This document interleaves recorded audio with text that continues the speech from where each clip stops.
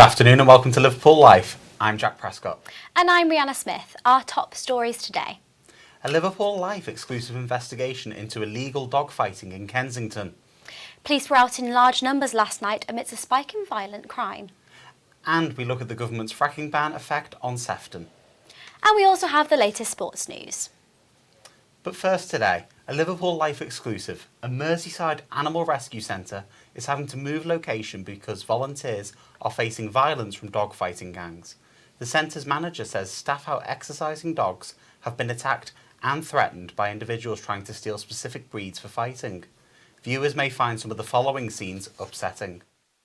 Volunteers are often considered to be selfless pillars of the community. That is certainly the case at this local dog rehoming centre, where one volunteer was brutally attacked whilst trying to protect a dog. After attacks and harassment towards volunteers, Liverpool Dog Rescue is being forced to move home. It is widely believed that these attacks are as a result of a huge illegal dogfighting problem around the Kensington area. A member of their team was recently attacked by a group of men attempting to steal a rescue dog he was taking for a walk in the park. It's just over the last few months there's been a few incidents. Our volunteers being approached by people and being followed, asked them to hand over the dogs. And a couple of months ago one of our volunteers was pushed to the ground because he wouldn't hand over a dog, and he had injuries to his wrist and his face. I know there's a lot of dog fighting that goes on in the area, and there's a lot of breeding of these dogs, bull breeds. We're just in a situation now where we feel quite vulnerable, and we just think it's time to move on for the safety of our volunteers and our dogs. In the grand scheme of things, illegal dog fighting simply is not a priority for Merseyside police, especially as it's often linked to much larger issues like gang violence and arms dealing. What you've got to do is prioritise, and when you're working in a metropolitan area like this, you've got to prioritise a shooting or a homicide or large-scale drug dealing or terrorism. Having said that, where intelligence is received that illegal dogfighting is taking place, it will be responded to. Unfortunately, there seems to be no solution on the horizon, but charities continue to work hard in order to combat these animal abuses. The Liverpool Dog Rescue is hoping to move into its new home in March.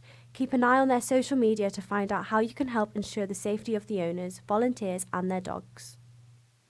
Merseyside police say overnight raids around the city will put a serious dent into organised crime. The raids follow 10 shootings in the city in the last month. Mia Watson-Hart has the details. The aftermath of a Halloween night gone horribly wrong for a 12-year-old girl. The victim, caught in the crossfire of Merseyside's gang violence, the catalyst for a major police operation involving hundreds of police officers. Only over the last week, we've seized a significant number of firearms and further explosives from areas across Merseyside. That shows that the information want to provide this information to us and shows what our action will be. And today, and over the weekend, and continuing on, we will be relentless in our approach to making our streets as safe as possible and taking out the criminals who think they can act without any due respect for life. The police claim the recent spate of shootings are fueled by drugs and gangs cultures, leading to an increase in gun and knife crime. According to Merseyside's former Chief Constable Sir John Murphy, using a gun used to be a last resort. Now it's the go-to weapon of choice. With gun crime, in particular to start with gun crime, my experience has been that there is either an incident or someone gets released from prison with a grudge, and that then starts a chain of events which tends to escalate, and that comes in pulses throughout the year. So the police have been very successful in reducing violent crime in Merseyside, and I think they're doing a really good job. But from time to time these things flare up, and in gun crime in particular they tend to be associated with gangs and with organised crime. Knife crime is a bit different. Knives are available to everybody, knives are very close to hand, and knife crime has always been a problem, and there's always been more people killed with knives than there have with guns. And that's a fact I think that people have only just really woken up. Whilst gun crime may have been targeted for the latest police operation, the raids around Merseyside have resulted in cash, phones and drugs being seized. I'm Mia Watson-Hart for Liverpool Life. Still to come on the programme, we look at how the recent ban on fracking is affecting the local area, and we'll have the latest sports. Liverpool's annual firework extravaganza could be under threat. MPs led by Warrington North's Helen Jones are calling for tighter measures to restrict Guy Fawkes celebrations. The fireworks aren't the only part of the River of Light, with 10 art installations across the Albert Docks and the waterfront, but they remain a highlight. Now though, Helen Jones says fireworks celebrations like this can have a devastating effect on the vulnerable. It's very clear that they have a serious impact on certain people, for instance on veterans, people with PTSD, and obviously they have an impact on animals as well. As the celebrations continue tonight, the Warrington North MP says it's time the concerns of thousands who've signed petitions calling for the ban of fireworks to be taken seriously, with the proper recording of incidents involving fireworks. The problem that we have is there is very little statistical evidence. So one of our recommendations is that the government must first of all collect proper evidence on the impact of fireworks. That's why one of our first steps was to suggest that the government needs to actually collate and publish data on the problems associated with fireworks in a consistent way. One of the things we came up again and again against in this inquiry is the lack of adequate data. But for the 130,000 people who came to enjoy Liverpool's River of Light fireworks celebration, any changes to the event would clearly be disappointing. There may be good news for the wildlife on the Sefton coast, as the government announced they will halt fracking plans. However, this could be seen as an empty election promise. Ewan Burns has more. A site just outside Formby has been put forward for fracking in the past, but serious fears over the welfare of Sefton's endangered wildlife and gorgeous scenery meant the plans were halted. Many campaigners were very pleased when the government announced a ban on fracking, but closer inspection shows it may be a ploy to gain votes in the upcoming election. Green Councillor Lawrence Brown has been discussing the announcement. I stress that word, moratorium. It's not a ban. Despite the newspaper headlines, the governments have made it quite clear that they'll be keeping an eye on the science and trying to reintroduce fracking at some point in the future. We've been down this road already in the past. In 2011 there was a moratorium put on fracking as a result of seismic activity, and we want to make sure that this time it's a complete ban.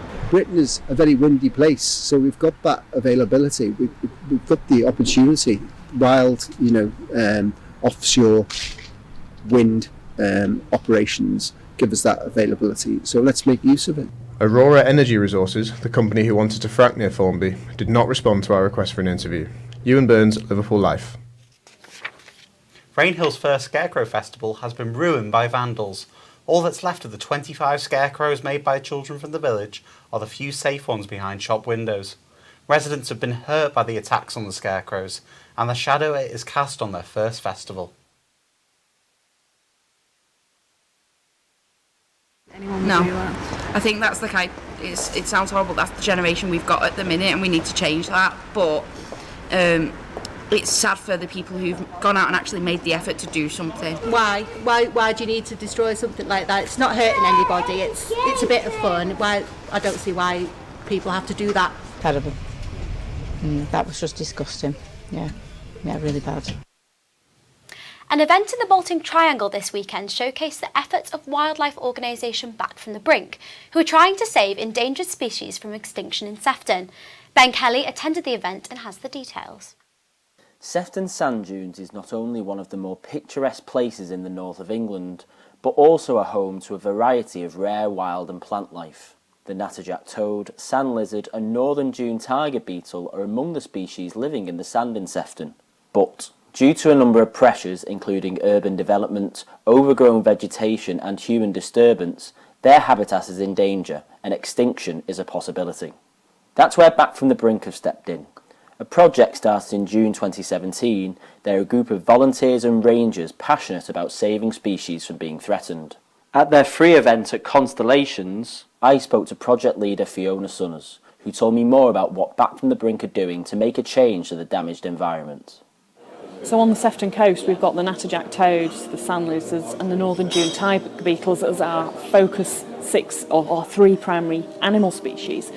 And then on the sand dunes, as sand dunes develop naturally, they do become more vegetated, but they can reach the level where they're too vegetated, so all the sand is covered. So the aim of the project is to keep the pools open, so either scrape them out, dig them out with volunteers or contractors, or construct new ones. With the project due to come to an end next year, Fiona and the Back from the Brink team are hoping their work will leave a lasting legacy and keep the population of some of Sefton's most beautiful species alive and kicking. Ben Kelly, Liverpool Life. And we'll be hearing from Ben again right now with the sport. Thanks, Rihanna. Liverpool played Belgium side Genk this evening in the group stage of the Champions League, where the Reds will be looking to build on their recent win over Aston Villa in the Premier League. A win tonight will be a significant step in qualifying for the knockout stage of the competition they won last season, which will be very useful for Jurgen Klopp's side ahead of a packed December fixture schedule. Meanwhile, Tottenham are to appeal a red card given to Heung-min Son in Sunday's game against Everton.